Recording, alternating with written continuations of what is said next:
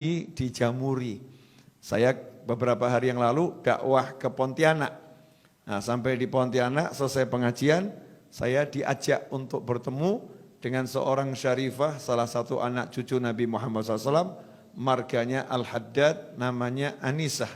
Ya, Syarifah Anisah. Umurnya belum panjang, baru 106 tahun. Ya, baru 106 tahun. Kemudian wajahnya enggak tampak lelah. Baru beberapa puluh tahun tidak bisa tidur malam. Jadi bahasanya tuh halus, saya kalau malam tidak bisa tidur. Mirip sama ibu-ibu kalau lagi enggak bisa tidur gitu ya. Udah 5 hari saya enggak bisa tidur. Tapi ngapain? Nonton sinetron, ya baca komik, lihat tayangan-tayangan yang ada di media sosial, sibuk lihat TikTok, IG dan lain sebagainya. Kenapa nggak bisa tidur, cari tidur? Kalau Syarifah Anisah ini lain, sekian puluh tahun nggak bisa tidur, itu kalau dari jam 9 sampai kurang lebih jam 1, itu zikir. Jam 1 sampai subuh, sholat. Mirip ya. Setelah itu habis subuh matahari terbit, tidur.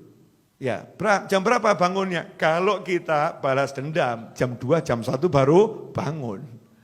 Syarifah Anisah enggak, jam 9 sudah bangun. Ngapain? Sholat duha. Tidur lagi kapan? Yaitu nanti habis subuh. Nah, apa yang dilakukan oleh beliau? Beliau kumpulkan biji-bijian, ditaruh di satu tempat yang besar, sebesar rebana ini. Yaitu biji-bijian dari kelengkeng, dari duku ya, dikumpulkan. Nah, kemudian diambil 2 wadah, yang satu isi biji-bijian, yang satu kosong. Jam 9 itu duduk nyantai, duduk atahiyat akhir di sejadahnya. Ya, di sajadahnya. Saya buktikan saya duduk sama beliau 1,5 jam, posisi kakinya enggak berubah. Sementara kita yang muda-muda sudah ganti-ganti. Ya, sudah ganti-ganti. Ini beliaunya masih atahiyat akhir santai gitu ya. Kemudian yang dibaca apa zikirnya? 1 istiqomah, surat Al-Ikhlas. Bismillahirrahmanirrahim, qul huwallahu ahad. Sampai selesai, kemudian ditaruh di tempat yang kosong. Terus gitu, sampai pindah semua. Ya, sampai pindah semua. Besoknya gantian, yang sini dipindah ke sini. Sehingga beliau enggak pakai tasbih. Ya, enggak pakai tasbih untuk yang zikir malam itu, enggak pakai tasbih. Karena tasbihnya kalau mau dibuat seberapa panjang itu. Praktisnya ditaruh tempat, ya tempatnya itu yang jadi tasbih, muter, jadi pindah tempat. Nah, ini namanya tempat berjalan ya, tasbih tempat. Ditanya sama anak-anaknya, yang anaknya jumlahnya 5, cucunya kurang lebih 20-30, cicitnya baru 50. Baru sedikit. Jadi kalau kumpul nggak usah ngundang-ngundang orang, sudah penuh. Ya, kalau diundang makan semua cucu cicitnya ikut, selesai itu. Rame. Nah, ini Syarifah Anisah ini ditanya kenapa kok seperti itu. Kata beliau, nanti kalau saya ketentuan Allah datang, saya meninggal dunia, maka saya pengen setelah dikubur nanti biji-bijian ini ditaburkan di atas makam saya biar jadi saksi yang nolong saya. Tapi ini kata saya loh ya, menurut saya, kalau menurut Allah nggak tahu lagi. Masih tawadhu seperti itu. Ya, masih seperti itu. Kemudian sholat malam hanya 10 rakaat, sesuai dengan jumlah anaknya 5, 2 rakaat untuk 1 anak. Selesai 2 rakaat, dia doakan anaknya yang 1, ya, beserta cucu dan cicitnya. Disebutkan namanya satu persatu. Selesai, baru 2 rakaat lagi ganti untuk anak berikutnya dan cucu dari anak itu dan cicit dari anak tersebut. Terus begitu sampai 10 anak, selesainya azan subuh. Dan ini udah puluhan tahun. Hasilnya seluruh anak cucunya nurut dan soleh-solihah. Saya lihat sendiri, semuanya ahli ilmu, suka sama ilmu, suka sama orang soleh. Kenapa? Tiap malam dizikiri, disolati. Sayangnya ini nggak ditiru ibu-ibu, nggak ada yang nyolatin suaminya. Bukan di sholat jenazah, bukan loh ya. Nggak sholat malam dizikirin, nggak. Anak-anaknya nggak dizikirin. Sibuk marahin anak, sibuk marahin suami. Nah, ini metode yang saya dapat dari Syarifah Anisah. Semoga Allah panjangkan umurnya dalam segala kebaikan. Kemudian saat saya nanya, minta apa, pengennya apa? Cuman 2 hal. Saya minta sama Allah dua hal. Nanti kalau ketentuan Allah datang, ya saya minta husnul khotimah. Saya bilang, panjang umur apa jeda, Umi panjang umur. Jawabannya umur saya udah panjang. Sudah lama saya tinggal di dunia. Nah, terus minta apa lagi? Keren tuh jawabannya. Saya banyak baca Al-Quran, banyak baca Al-Ikhlas. Minta sama Allah satu hal. Malaikat Israel itu kan nanti yang ngurusin pencabutan nyawa saya. Itu kan ditugaskan sama Allah. Ya dia ditugaskan sama Allah, tapi dia kan hamba Allah. Saya bilang sama Allah, ya Allah aku minta satu. Nanti kalau Israel datang menjemput aku, dia harus sopan sama aku. Gak boleh sembarang masuk, harus salam dulu sama aku. Masya Allah keren ya, perempuan bener ya. Jangan sembarang masuk, salam dulu.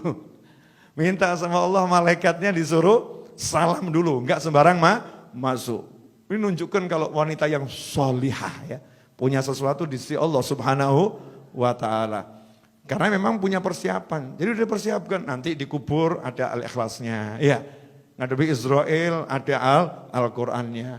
Kalau ada orang meninggal dunia beliau dikabari, ada warga kampung meninggal dunia, 5 hari beliau duduk menghatamkan Al-Quran.